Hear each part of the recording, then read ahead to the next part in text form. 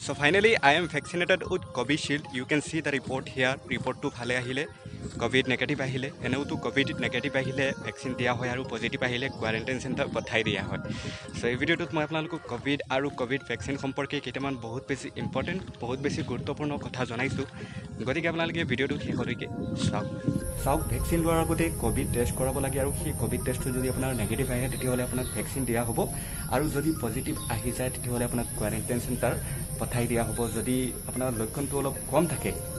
আৰু তথাপিও পজিটিভ আহি গৈছে তেতিয়াহ'লে আপোনাক হোম কোৱাৰেণ্টাইন দিয়া হ'ব তথাপিও আপোনাৰ মনত এটা ভয় থাকিব পাৰে ভয় লাগে দিয়কচোন পৰীক্ষাৰ আগতে যেনেকৈ গোটেই কিতাপখন যদি মুখস্থ থাকে ফুল কনফিডেন্স থকাৰ পিছতো মনত অলপ ভয় লাগে কাৰণ ৰিজাল্টটো কি আহিব ৰিজাল্টৰ কথা ভাবি ভয় লাগে কিন্তু কনফিডেন্স লেভেল যেতিয়া হাই থাকে তেতিয়া ভয় যিমানেই নাহক কিয় ভয় কনফিডেন্সৰ ওচৰত হাৰি যায় আৰু তেতিয়া আমি জয়ী হ'ম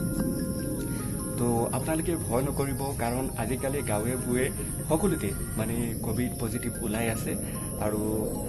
বহুতৰ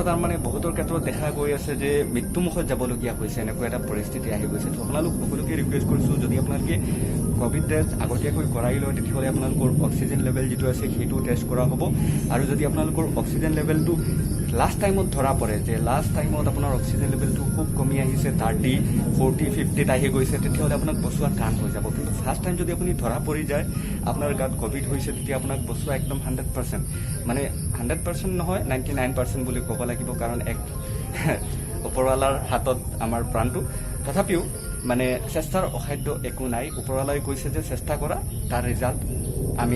মই দিম আপোনালোকক এটা গল্প শুনাই আছোঁ আমেৰিকাত এজন কয়দীক মৃত্যুদণ্ড দিয়া হৈছিলে আৰু মৃত্যুদণ্ড দিয়াৰ পিছত তাৰ কিছুমান সাইণ্টিষ্টে আদালতত গৈ ৰিকুৱেষ্ট কৰিলে যে এই কয়দীজন আমাক দিয়া হওক এইজনৰ ওপৰত আমি ৰিচাৰ্চ কৰিব বিচাৰোঁ আৰু সামান্য এটা সাপে খুটিব আৰু এই কয়দীজন মৰি যাব তেতিয়া সেই কয়দীজনক সোধা হ'ল জাজে সুধিলে যে তোমাকতো ফাঁচি দিয়া হ'ব এতিয়া তুমি ফাঁচি হৈ মৰিব বিচাৰা নে সাপে খুটাত মৰিব বিচাৰা তাৰপিছত সেই কয়দীজনে মানে মান্তি হৈ গ'ল চাইণ্টিষ্টসকলৰ কথাত মান্তি হৈ গ'ল যে সি ভাবিলে যে ফাঁচিত মৰাতকৈ সাপে খুটি মৰাই ভাল ঠিক আছে সামান্য এটা সাপে খুটিব আৰু লগে লগে 1 ছেকেণ্ডৰ ভিতৰত 1 মিনিটৰ ভিতৰত মানুহজন মৰি যাব তো তাৰপিছত সেই কয়দীজন যেতিয়া মান্তি হৈ গ'ল তাৰপিছত চাইণ্টিষ্টসকলে তাক লৈ গ'ল লেবত লৈ যোৱাৰ পিছত মানুহজনৰ হাত ভৰি চকু সকলো বান্ধি পেলাই এটা বেজিৰে মানুহজনৰ হাতত খুটি দিলে আৰু খুটি দিয়াৰ পিছত মানে মানুহজনক কোৱা হৈছিল যিহেতু সাপে খুটিব আৰু তাৰ 1 মিনিটৰ ভিতৰত মানুহজন মৰি গ'ল মৰাৰ পিছত যেতিয়া মানুহজনৰ বডি টেষ্ট কৰা হ'ল তেতিয়া দেখা গ'ল মানুহজনৰ গাত সাপে খুটাৰ পিছত যিবিলাক পয়জন আহে সেই পয়জনবিলাকে মানে গোটেই বিৰাজ হৈ গৈছে তো ইয়াত ইম্পৰ্টেণ্ট কথাটো হ'ল শিকিবলগীয়া কথাটো হ'ল যদি আমি ভয় কৰোঁ আমাৰ মনত যি ভয় আনো আৰু সেইবিলাক লক্ষণে দেখা দিয়ে গতিকে ভয় কৰিব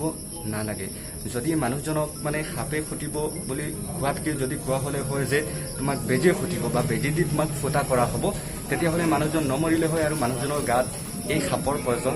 নাহিলে হয় ইয়াত গৰুৱে বেবাই আছে এইটোৱেই সময় ঠিক আছে যিয়ে নহওক গৰুবিলাকতো কেতিয়াও মানুহ নহ'ব আমি মানুহ হৈ আছোঁ গতিকে আমি মানুহ হৈ থাকিব লাগিব আমি ভয় কৰিব নালাগে আমি সকলোৱে টেষ্ট কৰাটো ভাল টেষ্ট কৰিলে